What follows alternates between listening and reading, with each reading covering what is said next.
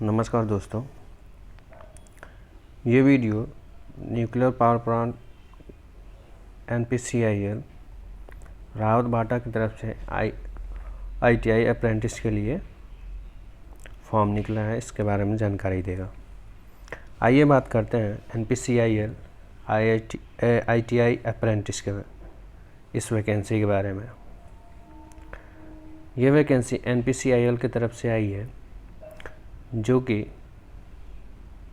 Nuclear power corporation of India limited है। इस vacancy में टोटल 107 पदों के लिए भर्ती आई है अप्रेंटिस के लिए। इसका ऑनलाइन आवेदन प्रस्तुत करने की आरंभ तिथि है 25/8/2021 से। लास्ट डेट है 13/9/2021 तक। ऑनलाइन आवेदन की हार्ड कॉपी प्राप्त करने की अंतिम तिथि है 27/9/2021। इसमें कहा गया है NPCIL परमाणु ऊर्जा विभाग भारत सरकार के अधीन कार्यरत सार्वजनिक क्षेत्र का अग्रणी एक उद्यम है,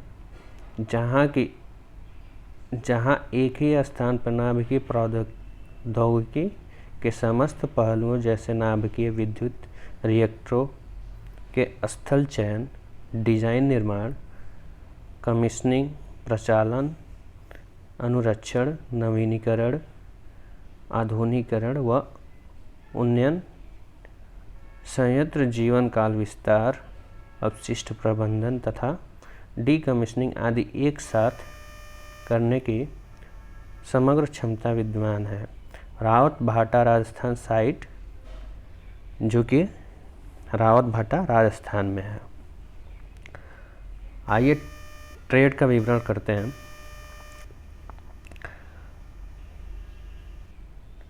इसमें बताया गया है टोटल जितने भी पद हैं वो ट्रेड वाइज कितने कितने हैं। पहले बात इसमें हम बता दें आपको, यदि 1 साल का ITI का कोर्स किया है तो उसके लिए अप्रेंटिस की जो सैलरी होगी वो 7,700 होगी, और जिसने भी यदि 2 साल का ITI का कोर्स किया है उसकी सैलरी होगी 8,855 रुपये। इसमें देखें, फीटर के लिए 30 पद है, टर्नर के लिए 4 हैं, मशीनिस्ट के लिए 4 हैं, इलेक्ट्रीशियन के लिए 30, इलेक्ट्रॉनिक मैकेनिक के लिए 30, वेल्डर के लिए 4 और कोपा के लिए 5 हैं। कुल पदों में जैसे कि आप देख रहे हैं कुल पद 107 है। उसमें अनुसूचित जाति के लिए 18 है, अनुसूचित जनजाति के लिए 13 है और OBC के लिए 21 सीट और आर्थिक कमजोर वर्ग के लिए 10 सीट रिजर्व की गई हैं और जनरल के लिए 45 सीटें हैं। आगे देखते हैं कि इस NPCIL अप्रेंटिस फॉर्म को भरने की शैक्षणिक योग्यता क्या है। तो इसकी शैक्षणिक योग्यता है फिटर, टर्नर, मशीनिस्ट, इलेक्ट्रीशियन सभी ITI ट्रेडों के लिए संबंधित ट्रेड में ITI उत्तीर्ण प्रमाण पत्र, यानी कि जो भी ITI कर चुका है, पास आउट हो चुका है, ये अप्रेंटिस वैकेंसी बस उन्हीं के लिए है, उनके लिए नहीं जो अभी ITI की परीक्षा देने वाले हैं या 1 साल दे चुके हैं, दूसरे साल में हैं, उनके लिए ये नहीं है। अगला हमारा पॉइंट है प्रशिक्षण का स्थान। नाभिकीय प्रशिक्षण केंद्र NTC रावत भाटा राजस्थान। फिर अगला है हमारा प्रशिक्षण के लिए शारीरिक योग्यता का मापदंड। इसमें बताया गया है शारीरिक योग्यता यानी कि फिजिकल फिटनेस। इसमें बताया गया है उम्मीदवार सांसर्गिक या संक्रामक रोग से मुक्त हो, उसे किसी ऐसी बीमारी से ग्रसित नहीं होना चाहिए जो नौकरी करने से बढ़ती हो या उसे नौकरी के लिए अयोग्य कर दे अथवा अन्य लोगों के स्वास्थ्य को खतरे में डालती हो, उसे किसी भी प्रकार के यश में रोग यानी कि टीबी सक्रिय या सुस्त से मुक्त होना चाहिए, यानी कि उस व्यक्ति को कोई सी भी ऐसी संक्रामक बीमारी या टीबी कुछ भी ऐसा ना हो। अगला पॉइंट है, उम्मीदवार को निम्नलिखित न्यूनतम मापदंड पूर्ण किए जाने चाहिए। तो ये फिजिकल फिटनेस के साथ साथ फिजिकल मिनिमम स्टैंडर्ड निर्धारित किया गया है, जिसमें कैंडिडेट की ऊंचाई 137 सेंटीमीटर से ऊपर होनी चाहिए, वजन उसका 25 किलोग्राम से ऊपर होना चाहिए, सीना कम से कम 4 सेंटीमीटर एक्सपेंशन होना चाहिए, यानी कि फूलना चाहिए, दृष्टि किसी भी नेत्र या उसकी पलकों में किसी प्रकार की कोई विकृति जिससे कोई जोखिम पैदा हो या जोखिम बढ़े अथवा जोखिम की बारंबारता बढ़े नहीं होनी चाहिए, यानी कि दृष्टि आँखों में कोई भी ऐसी बीमारी नहीं होनी चाहिए जिससे कि कोई जोखिम बढ़े।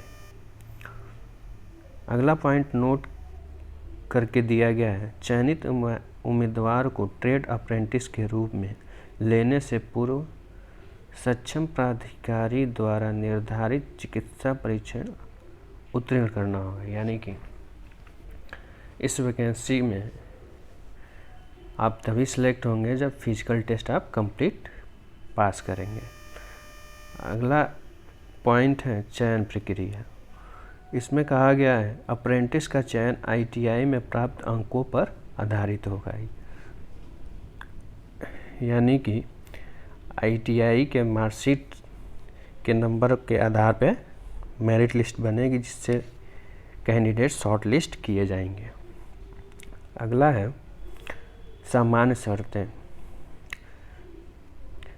पहला पॉइंट है इसमें, वह उम्मीदवार जो अप्रेंटिस अधिनियम 1961 के तहत किसी सरकारी अथवा सार्वजनिक क्षेत्र के उपक्रम या निजी औद्योगिक संगठन में वर्तमान में अप्रेंटिस कर रहे हैं, आवेदन करने के लिए पात्र नहीं है, यानी कि अगर आप कहीं काम कर रहे हैं या कहीं अप्रेंटिस कर रहे हैं तो आप इसके लिए एलिजिबल नहीं हैं।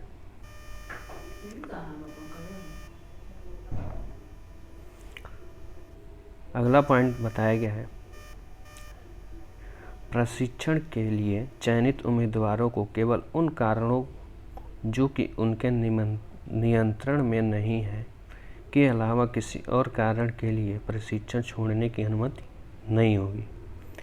प्रशिक्षण आरंभ होने से पूर्व उम्मीदवार को अप्रेंटिसशिप संविदा करना होगा। जो लोग अनुपस्थित रहेंगे वह अपने प्रशिक्षण की समस्त लागत के साथ साथ वित्तीय के रूप में प्राप्त राशि को की केंद्रीय अप्रेंटिसशिप सलाहकार द्वारा यथा निर्धारित की जाएगी, जो कि लौटाएंगे। यानी कि अगर आपको कोई जनवन बीमारी है या तकलीफ़ है किसी तरह की, तभी आप छोड़ सकते हैं, अथवा और किसी कारणवश इसको नहीं छोड़ सकते, नहीं तो इसके पनिशमेंट के रूप में आपको पैसे लौटाने होंगे। अगला पॉइंट है, प्रत्येक अप्रेंटिस जिसने प्रशिक्षण की अवधि पूर्ण कर ली होगी वो राष्ट्रीय व्यावसायिक ट्रेड प्रशिक्षण परिषद द्वारा संचालित प्रशिक्षण में भाग लेकर दिए गए ट्रेड में अपनी दक्षता सुनिश्चित कराएंगे। राष्ट्रीय परिषद द्वारा प्रशिक्षण उत्तीर्ण करने पर ही केवल संबंधित ट्रेड में दक्षता प्रमाण पत्र जारी की जाएगी। अगला पॉइंट है, अप्रेंटिस लिया जाना एवं प्रशिक्षण देना पूरी तरह से अप्रेंटिस अधिनियम 1961 के प्रावधानों के अनुपालन में है एवं प्रशिक्षण पूर्ण होने पर अप्रेंटिस को रोजगार देने की कोई बाध्यता नहीं है। यानी कि आप 1 साल के अप्रेंटिस पूरा कर लेंगे तो इसके लिए NPCIL बाध्य नहीं है कि वो आपको नौकरी दे। अगला पॉइंट है, प्रशिक्षण होने पर अप्रेंटिस को NPCIL में रोजगार का दावा करने का कोई हक नहीं है। अगला पॉइंट है पुलिस सत्यापन। NPCIL रावत भाटा राजस्थान साइट अत्यंत संरक्षित क्षेत्र होने के कारण अप्रेंटिस को केवल जिला पुलिस अधिकारियों द्वारा जारी पुलिस सत्यापन प्रस्तुत करने के पश्चात ही लिया जाएगा। इसके अतिरिक्त अप्रेंटिस को संबंधित संस्थान द्वारा जारी चरित्र आचरण प्रमाण पत्र भी प्रस्तुत करना होगा। दोस्तों, अगर आपको ये वीडियो अगर अच्छी लगती है तो चैनल को सब्सक्राइब करें और ज़्यादा से ज़्यादा शेयर करें।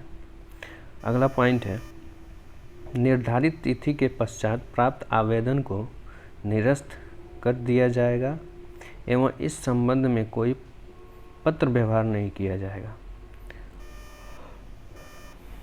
आगे हम दिखाते हैं कि NPCIL अप्रेंटिस फॉर्म भरने के लिए जो ज़रूरी डॉक्यूमेंट्स हैं उसमें क्या क्या लगेंगे। तो ये है, यहाँ पे अभ्यर्थी को निम्नलिखित प्रमाण पत्रों की स्व सत्यापित फोटो प्रतियाँ संलग्न करनी होगी, जिसमें कि पहला है ITI प्रमाण पत्र और अंक तालिकाएँ सभी सेमेस्टरों की। फिर दूसरा पॉइंट है जन्म तिथि के प्रमाण पत्र, यानी कि जन्म तिथि को प्रमाणित करने के लिए 10th का रिजल्ट। अगला है अन्य अर्हता अनुभव प्रमाण पत्र, यदि कोई हो। अगर आपके पास कोई अनुभव एक्सपीरियंस लेटर है तो उसको भी आप इसमें संलग्न कर सकते हैं। अगला है अनुसूचित जात, अनुसूचित जनजाति या OBC नॉन क्रीमी लेयर से संबंधित अभ्यर्थियों का समुदाय प्रमाण पत्र यानी कि कास्ट सर्टिफिकेट भी देना होगा। आर्थिक कमजोर वर्ग का सक्षम प्राधिकारी द्वारा जारी प्रमाण पत्र, यानी कि अगर आप आर्थिक रूप से कमज़ोर हैं तो उसका भी सर्टिफिकेट आपको देना होगा। अगला पॉइंट है संबंधित पुलिस प्राधिकारी द्वारा जारी पुलिस सत्यापन प्रमाण पत्र, जो कि वहाँ की पुलिस जिलाधिकारी या जिला प्राधिकारी द्वारा ऑथराइज लेटर, वो आपको सबमिट करनी होगी। अगला पॉइंट है संबंधित संस्था से चरित्र आचरण प्रमाण पत्र भी देना होगा। शारीरिक असमर्थता प्रमाण पत्र यदि लागू है। अगला है आधार कार्ड, जो कि अनिवार्य है। हाल ही में खींचा गया पासपोर्ट आकार का 4 छाया चित्र, यानी कि इसमें बताया गया है कि जो आपको डॉक्यूमेंट्स देने होंगे उसमें हाई स्कूल की मार्कशीट, कास्ट सर्टिफिकेट, अगर आर्थिक रूप से कमज़ोर है तो उसका सर्टिफिकेट, पुलिस से वेरिफिकेशन सर्टिफिकेट, कैरेक्टर सर्टिफिकेट और आधार कार्ड, जो कि अनिवार्य है, और 4 फोटोकॉपी फ़ोटो की। थैंक यू दोस्तों वीडियो देखने के लिए।